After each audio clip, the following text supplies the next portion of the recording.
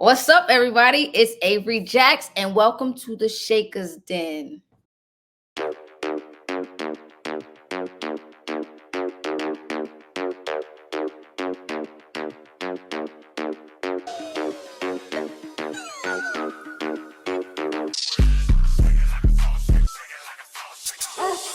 What is up, everyone? Nikki Bougie in the building. Of course, Battleground Podcast presents The Shakers Den, and it is invite only, according to my tag team partner, Dreon Santana. She's not here with me, but she's always with me. The Salt Shakers, always in the building. And we have nothing but the greatest talent and the best people in the world of professional wrestling and sports entertainment. Of course, today we are sitting down with the Avery Jax. What's up? Hey, how you doing? I am doing good. How are you? I am well. It's a great Sunday afternoon, and I'm doing great. Awesome. Well, everyone, I know it's Sunday, but everyone gets busy. Everyone has to do Mhm. things, even if it's just sitting in the house and minding your own business and Right. just being in your own space. So let's get to know you a little more, especially in the world of wrestling. But first, I want to ask, what song right now just has you in a chokehold? Oh goodness, I get this question, and I get this question a lot, and it's just like I don't know. I have such diverse What playlists. just throw 'em? Let's say I'm gonna go with just because it's a newer song and I just heard it. It's by Jid. It's new. It just came out recently. It's Mhm. called Surround Sound. I am Okay. eating that up right now. I mean, Yeah. I'm playing it in the car. I'm singing it out loud. I don't know. It's just really catchy. Yeah. You know, when you listen to a song for the first time, it's always on repeat. So I'm gonna go with that one right now. That's just get me so vibe. Does it switch up for you, like when you're in the car versus the gym? Like, what do you listen to in the gym? Oh yeah, for sure. I listen to in the car. I listen to those bass busting, jamming like. But in the gym, I kind of go with dance, like more dancey type of songs with that, like I would let's just say pop, like pop Yeah. vibes. So yeah, which is Mhm. weird because you would think it'd be vice versa. No, I just like to when I'm in the gym, I like to vibe. I like to do my thing, and Yeah, what's going to give me the motivation is what I got to listen to, right? absolutely. That's true. Yeah, And then when you're working out, you're thinking about that beautiful vacation. right. Where's the most beautiful spot you've ever been, or the best vacation you've ever taken? Okay, so um, I'm gonna go with the most beautiful as Greece, and Mm. it was weird because I didn't even get to explore the country because of the COVID lockdown and all that stuff that they had going on. But what I saw, like even it was just a mountain in the background, and that was the most beautiful thing I've ever seen. Like it was like snow capped, gray. It was just beautiful. I was like, this is such a beautiful view. And like it was really nice, even though I had to stay on base, so we couldn't even like leave 10 feet from the ship. But it was just the most beautiful place I've been to, for sure. Talk about like your experience with that, being in the military and being, having to pick up and go at times and traveling all over the world. What was tough? What was the toughest aspect about your experience? I would give it to being away from family. I'm very family oriented. I love my family. I'm always trying to be around them. And, that was hard for me. And I mean, I knew I was going to be away from my family, but I just didn't know how hard it would be and how often I would be away from them. Like, having to pick up and pack up, and they won't give you a lot of notice. Like maybe sometimes they'll give you a schedule, or you'll know probably a month in advance. But sometimes it's like, okay, we're going in 2 weeks, and it's like get your stuff together and we got to go. So it was really an adjustment for me being away for such a long time too. Because my first deployment, um, back in 2020. We left in January and we was gone until August, and that was my first time being away for that long. And COVID happened during that time, and we couldn't even get off the ship, we couldn't explore the countries, we couldn't even dock nowhere, we just in the ocean for 8 months. Like it was very hard, so you definitely have to find an escape.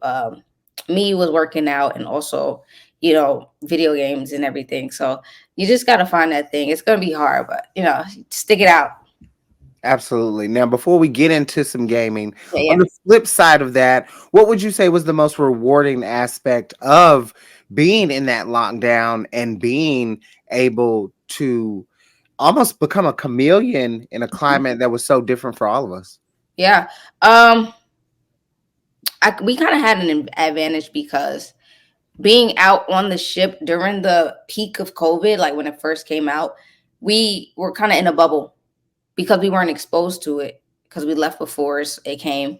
So we were really like in our own little world. So we didn't have to quarantine. We didn't have to, not see each other and all that stuff because we kind of was already quarantined and safe from the virus.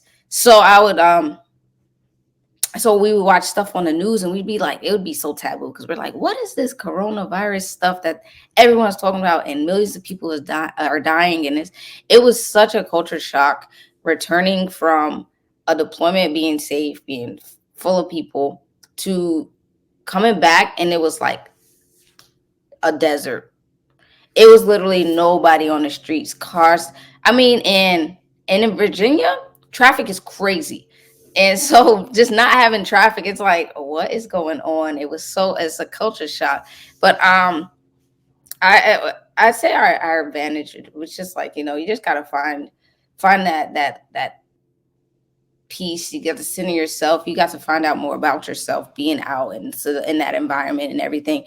And it makes you, they say absent makes the heart grow fonder, and that's so true because being in quarantine when we got back and everything, we couldn't see friends that we just spent 8 months with, and like family that we spent 8 months apart from. So it's like it was very difficult, but what can you do? Yeah, that's true. I think we all learned many different things, even Yeah. people picking up hobbies. I know for me, I bought me a system, PS5. So Okay. that was something that Hmm. allowed me to, be more restraint into the house and Hmm. feel like, wow, like I'm connecting back to my childhood in a sense. And I know you love gaming. I know that's something that you talk about a lot on your social media, and we've talked about it before. So I Hmm. have to ask a tough question. Sure. What is and it's two part. What is the worst console in gaming and what is the worst game? Oh gosh. I said tough. Um, yeah, that's a real tough question because I just love everything. Yeah. Okay, so I will say that I started as an Xbox person. Like I was Xbox. And I had the very first Xbox, went to the 360 to the one, and I was like contemplating heavy on whether or not I get the Xbox Series X or the newest one or the PS5. And what made me choose PS5 was The Last of Us. To me, I love zombie games. I love those survivor type games because I really like jump scares. But sometimes it make my anxiety go high, so I don't play them often. But I just love that game, and I was just like, all right, that's it. I want the PS5. So my wife did surprise me with that for Christmas, and from there, I'm like, nothing's better than this system right here. I mean, the graphics is great, the audio is great, everything about that system. So to me, PS5 is the best. I would have to give the worst to maybe the Switch, just because it's so small, and they don't have a lot of games like in terms of PS5 and Xbox. You can play a lot of different games. Even they have both games for both systems, and the Switch I feel like doesn't have a wide variety of gaming. Now, the second part of that question, the worst game. Let me think of what I played Or because anything that you just played that was just that like, I just didn't like. I'm Yeah, just not going back to that. right. Resident Evil, and Mm. I'm only giving it to it because I just said I like survivor games and zombie games, but that game had me scared to pieces. When I say I was terrified playing that, and it had my anxiety too high. I was like, yeah, I'm never playing this game again. I still have it. I have yet to beat it. And I'm just like, it's going to sit there on the shelf. If Have anybody want it, hit me up. You can have it. I don't care. Have you ever played Friday the 13th? No, but I Okay. did see that people playing it because I be Yeah. like on TikTok and stuff. And I Yeah. saw people playing. I was like, I want to play that. It's very like my tag team partner actually Dreon, she got me onto it. Really? And it's a weird different it's a different feel because you're trying to escape. Okay. Um, and he really will just come out of nowhere. And the first time I played, I got so far, and then I didn't really know how to escape, and Uh-huh. Santana was trying to walk me through it, and then he just comes behind, and it was just so crazy. But I definitely recommend that game too. What are you playing right now? Right now, I am playing Gotham Knights. That's the Mm, Batman game of the DC universe. Basically, Batman dies, and you have to go solve his last case as the Bat family. And I don't know much about DC, so it was kind of new to me. I'm like, why is Batman dead? Like, what story is this continuing from? But I stuck it out because it started off really slow and boring, but I kept with it, and now it's very interesting. And I'm eating it up. I'm like, I might have to play the first game. wow, Yeah. because I downloaded that a couple weeks ago Mhm. and started it and the story, and I was just so I was bored, so I Yeah. haven't gone back to it. But you say stick through it. Yeah, I say stick through because it started off so boring. I'm like, this game is boring. Like, what is going on? But if you stick through it, the story gets better, and it's just so many loops and so many twists and turns, and it's great. It's a great game. Yes. Okay. That's a good one. Hmm. Okay, so now we've gotten to know you a little more. Let's talk about wrestling. Sure. What got you first into wrestling, and do you have any inspirations that you use in your career today? Hmm. So, first thing that got me into it was watching it. That got my piqued my interest. Now, what got me into wanting to become a wrestler on top of that would be the Navy. I was like I said, you had to find an escape. And my escape was acting like not kind of like acting I was a wrestler, but I talked to my friends. I had my friends watching it, I had everybody watching it. We'd be up 3 o'clock in the morning because of the time difference, watching WrestleMania and stuff. And I would be like, if I was a wrestler, this would be my blah blah blah blah blah and blah blah blah blah. And so it was all talk at the time. So when I got out of the Navy and I needed like something to fill the space, I was like, let's make this dream a reality. And from there, went to a school, and it started from there. Do you Is it something that you see as a hobby or something that you see as more so like you want this to be your long-term career? For sure. Oh, it's definitely something that I want to take as far as I can take it. Yeah, I'm trying to be on TV. I'm trying to live that type of life. It just not because of the fame and the money and everything, but because I want to be that person that people look at and they're like, oh, I want to be just like her. She's come through so much. She's been through this. She's been through that, and she made it. So I want to be that inspiration for others, just like me watching it at 4, 5, 6 years old. absolutely. Is there any promotion specifically or any championship right now that you've been, looking at? Yes. So a couple bit of promotions. I definitely want to wrestle for 1CW. So I wrestled for them one time before, right before Mhm. I got hurt. And we had a whole schedule planned for the rest of the year. And it just seemed like we could not it was, my schedule was messed up. Then I got hurt, and it was just like, oh my gosh. So I definitely want to get into that promotion. But if we go MLW, I've seen MLW and MCW, all those promotions I definitely want to get into. Like, Yeah, MLW just took me. I watched. I didn't even watch a match because, to be honest, I didn't know most of the independent scene when I, growing up and everything. I focused wholly WWE and TNA and stuff like that. But I was like, this is a great promotion. I'm loving the wrestlers. I love the stories. I love everything about that promotion. So I'm like, I want to get there, and I'm gonna try till I get there for sure. absolutely. Who's been your toughest opponent thus far? Jordan Blade. Yeah.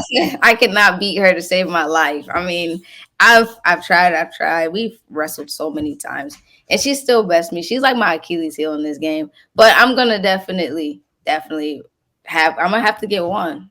I can be like 10-1, right? So so I definitely want to get a win against her.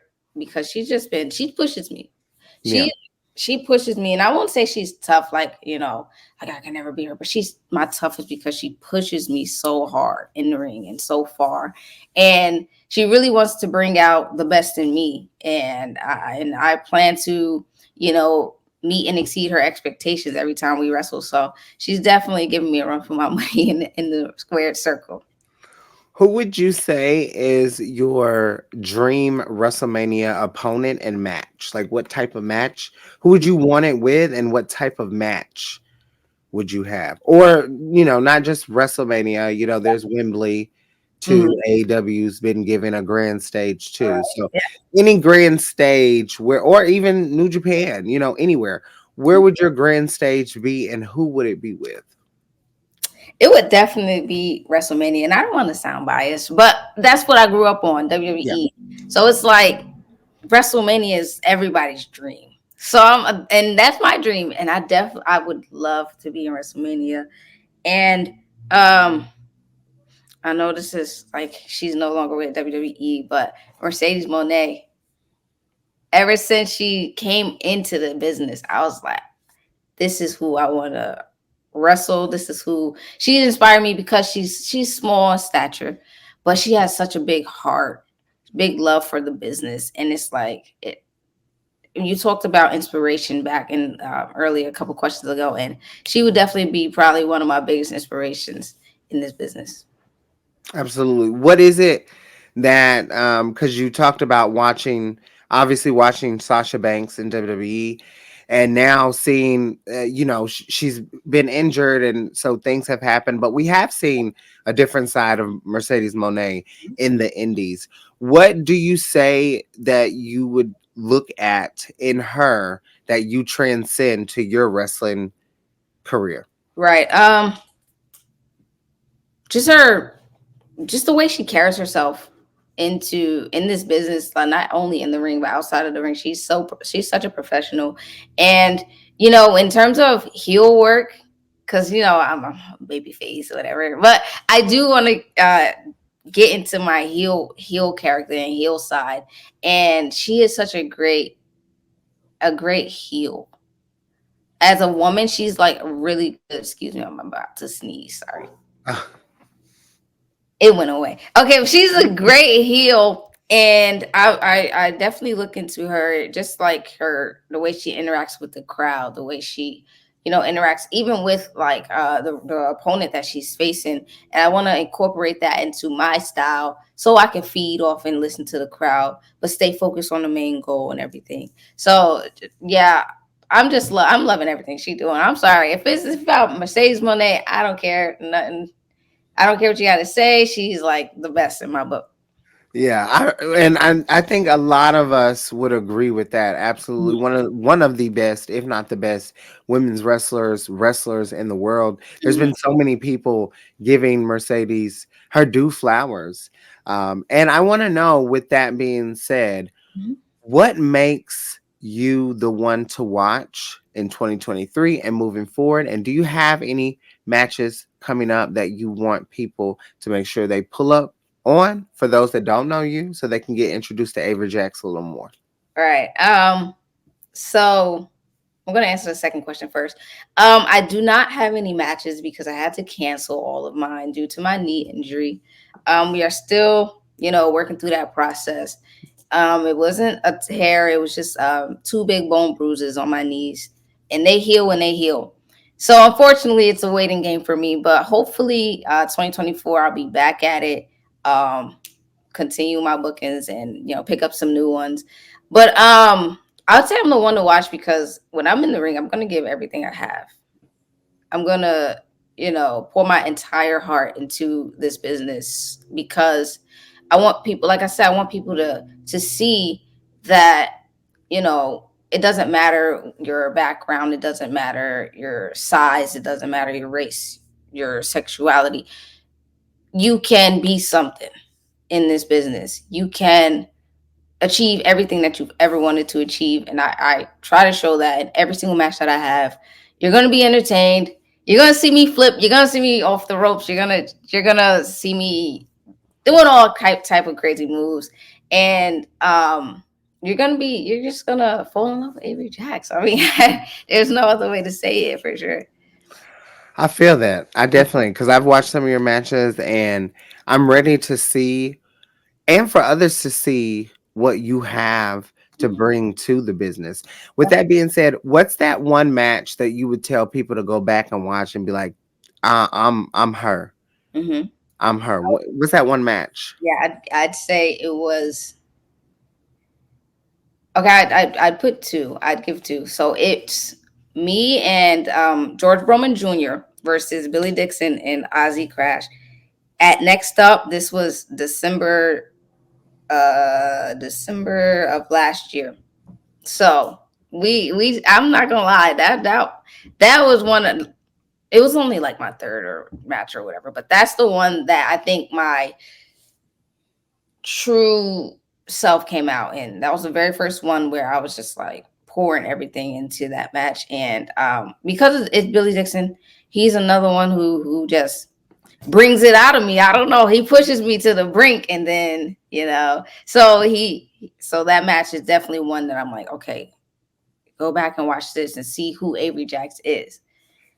But and then I would have to say, I mean, I don't want to sound like a broken record, but Jordan Blade and I had a match at Brew back in, I want to say it was June. And that match isn't on YouTube yet, but I will definitely get it there soon. And that one I say was my best match to date. It was the one that was the toughest one. It was the longest one. And it was the one where it's like I tried and I tried and I tried, but I never gave up. Even though I didn't win. I mean, spoiler alert, I did not win. But I gave it my all and I did not give up. And that shows my heart. And that shows the true heart of Avery Jackson that match. Yeah. I love that. Well, Mhm. before, of course, we want to thank you for joining Battleground Podcast and stepping into the Shakers Den. Uh-huh. Lastly, let everyone know where they can find you on all social medias and all wrestling platforms. For sure. I am on Instagram, I'm on Twitter, and I am on Facebook. Instagram is at it's Avery Jax. Twitter is it's Kira. That's AYE. It's KYRA. And Facebook is my real regular birth certificate name is Akira Jackson. That's spelled AKYRA Jackson. And also now I am streaming on Twitch sometimes. We're gonna start making that thing happen. So if you guys want to come and join, then hop on. We have a good time. Yes, we're gonna have to do a collab because here at the Shakers Den we do our gaming show, and we are also on Twitch as well. And we would love to do some stuff with Avery Jax Oh again. yeah, let's make it Oh happen. yes, oh yes. Make it happen for sure. For sure. Of course, you can follow Battleground Podcast on Twitter, Facebook, and Instagram as well. And you can follow the Shakers Den on Twitter and Instagram. Now, don't forget, this is invite only, and you have been tuned in to the Shakers Den.